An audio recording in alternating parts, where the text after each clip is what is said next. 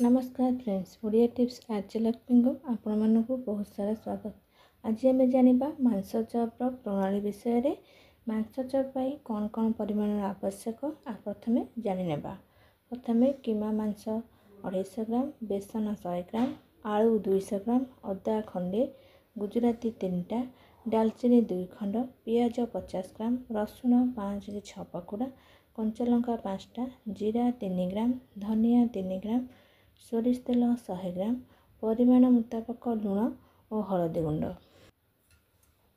एबे जानिबा यार प्रणाली विषय। आलू को सिझाई चुपा छड़ाई चकटी नियो।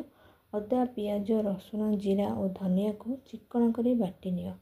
गुजराती और डालचीनी को बाटी नियो। कढ़ाई रे तेल दे कीमा मांस को लुण और हलदी दे भाजी नियो। यह पूरा पूरी सिझी गले यह को ओल्हाई नियो। बेसन रे लुण दे अल्प पानी रे आलू और बेसन को चकटी नियो। एही आलू चकटा को मसला मांस पूरा रे मिसाई नियो।